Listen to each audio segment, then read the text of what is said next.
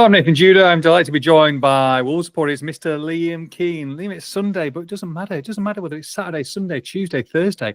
We're here doing videos, whether we're on shift, whether we're off shift, whether we're sleeping, whether we're awake. It doesn't matter. The most important thing is things are developing, and that means that we are here to bring you some beautiful news, whether it's a post-match video against with a 2-0 win against Aston Villa, whether it's a midnight video with the latest transfer situation with Matheus Cunha, the situation with Spurs and Kevin Danso, the situation with parts moving Sunday and Monday, or on Sunday, is it a video now to tell you what is happening and give you some names about who Wolves might sign, who is in the mix? Mr. Liam Keane, can we let the peeps know? Let's start off with a potential deal, potential interest in a certain midfielder.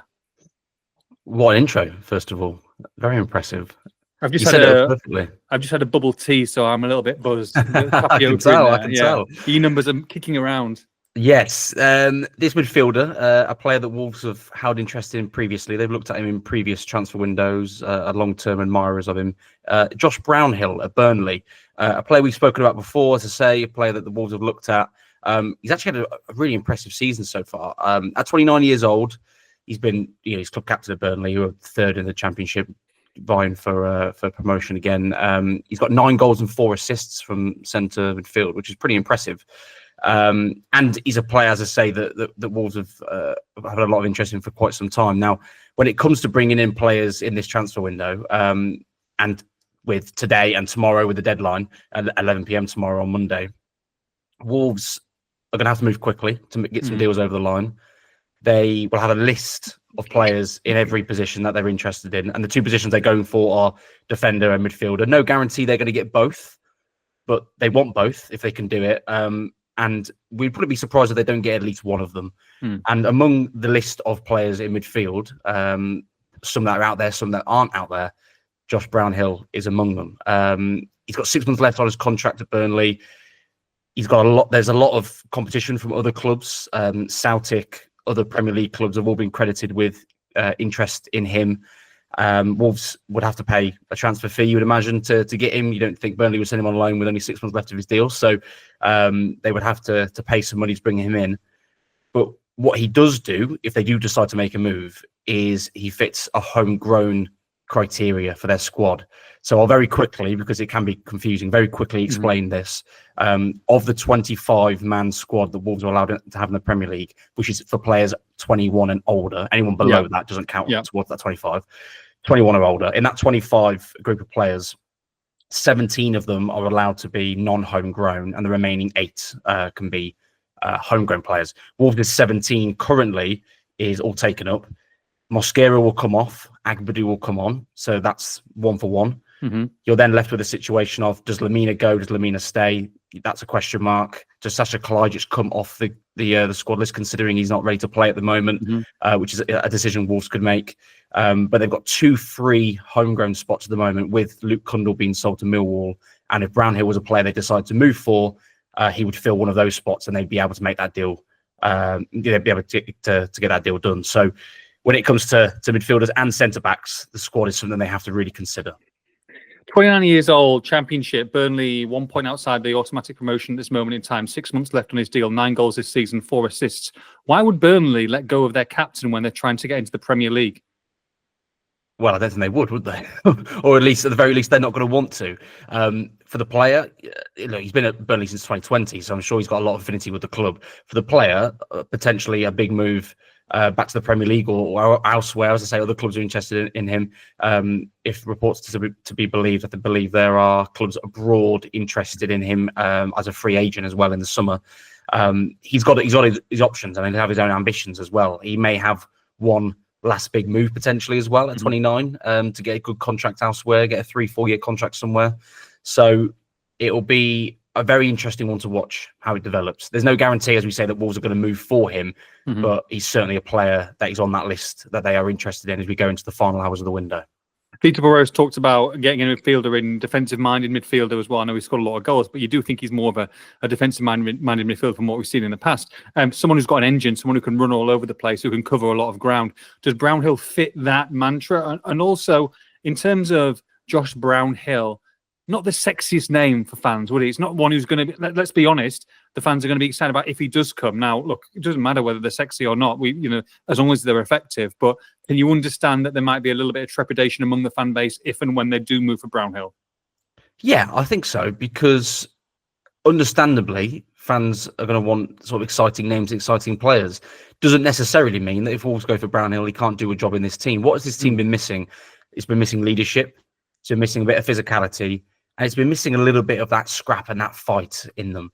Brownhill's a player that can bring those things. If you can bring that effort, which, by the way, should be a prerequisite of any footballer, but unfortunately at times Wolves have been a little bit lacking in that department, then he will add something to this team. Now, at the same time, Vitor Pereira's got to sign off on the players. We know he's been a little bit picky this window as well with some players.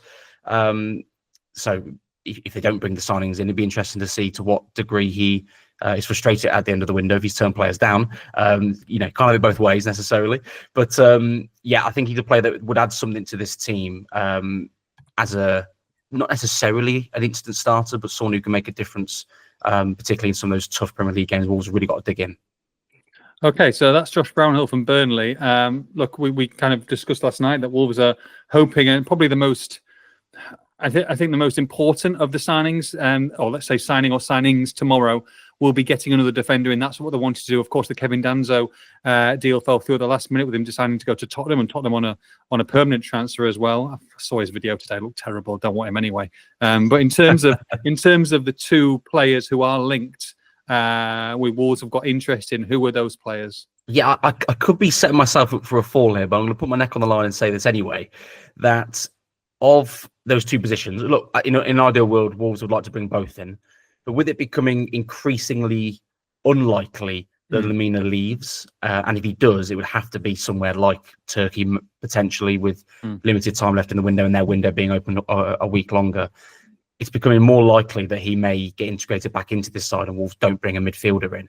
So with that in mind, this centre-back position, I would hedge my bets to say is the priority between now and 11 p.m. on Monday. As you say, Danso was agreed, ready to go. He'd already arrived in England, was in London, travelling to Wolverhampton on Sunday, and on Saturday night, Spurs swooped and hijacked the deal. He's no longer coming to Wolves, but Wolves will still be keen and moving for a centre-back. And again, amongst a long list of players that they'll be interested in and taking a look at, there are two names that we can confirm are of interest. And again, players that they could move for in the final hours of the window. One of them being Danish centre-back. For both of these players, by the way, please excuse my pronunciation, but I'll give it a good go. Here we go. Don't do that. Danish centre-back, Thomas Thiessen Christiansen. That's the easy one of the two. So I think I've done it right there. 23 years old. Only joined Udinese in 2023 from a small Danish side called AGF. They do have a longer name, which is no way I'm going to try and pronounce. He's played 12 times in Serie A this season. It seems to be the mould of player that Wolves would go for. 23 years old. Has come from a sort of humble background, got room to grow.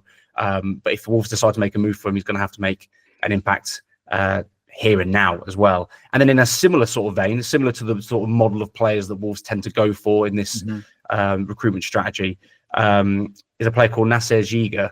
Again, I hope I pronounced that right. 22 years old, plays for Serbian side Red Star Belgrade. He joined them on loan from Basel in 2023, then joined them permanently last summer. And he's been a regular feature for them. 27 games in all competitions this season, including all 8 of Belgrade's Champions League group games as well this season. So he's a Burkina Faso international. So yeah, they've those are two names amongst, again, what I expect to be a pretty long list of players that Wolves will look at between now and 11 p.m. on Monday, and let's hope in both those positions they can bring some players in. In terms of those two players, particularly, Liam, if one of them were to come in, like we saw yesterday, I mean, a really good clean sheet. Totti Gomez coming back onto the left hand side. Agbadou moving across to the central with Doc on the right hand side. Do you feel that if either of those players came into the team, that they would be going straight into the starting lineup, or is it to add added competition? As quickly as they go into the starting 11 is difficult to say, but I would suspect that this is with the long-term vision of, unfortunately, maybe Matt Doherty dropping out of the 11. Agbadu either staying central or going to the right with Totti on the left, and then the other player fitting in one of those other two positions. So the only thing that sort of counters that is very early on in Vitor Pereira's start as head coach, he was pretty bullish and saying he doesn't like to play with 3 out-and-out centre-backs at the back 3. He likes to have a full-back in there. So I do wonder whether Doc has got an even better chance of keeping his place. And if that is the case, you would expect this player to come in to add competition, because clearly Santi Bueno's lost his place now after the game at the weekend, and it looks unlikely that Craig Dawson's going to get any minutes under Vitor Pereira. Well, that's my very last question to you is: let's say they get a defender in, let's say they get Brownhill in or another midfielder in between now and 11 o'clock tomorrow. What does that mean about the futures of potentially 2 guys who are on the outside looking at this moment in time, and you've got to think would move further down that pecking order? That's Craig Dawson at centre back, and also Tommy Doyle, who didn't start yesterday. We thought he might do, but it was Jean-Luc Bellegarde who got the nod in the central midfield, and we all know how well he did. You bring in another midfielder. I mean, Tommy Doyle is not going to be a happy chappy, really. So those 2 players, is that one for a discussion tomorrow, potentially some late developments there, or is it just a wait and see at this moment in time? It would depend certainly on the movement they can do in terms of incomings, but I think it's definitely one to watch, because we spoke about this earlier in the window, didn't we, on our podcast, that Dawson and Doyle were positions to keep an eye on, or players to keep an eye on rather, because both of them will want to play, both of them will be desperate to play. The issue is moving one of them on, or either of them on, doesn't open up a non-homegrown spot. It's only a homegrown spot that would open up for them, but it does give Wolves manoeuvre to bring players in. And it would really depend, particularly with Doyle, on the Lemina situation. As we say, if he's more likely to stay now, if Wolves go ahead and bring a midfielder in, whether that's Brownhill or someone else, Doyle will likely drop further down in that pecking order. Pereira's made it very clear to him that he doesn't really suit the style he wants to play. Even though I thought he did well actually off the bench against Villa on Saturday.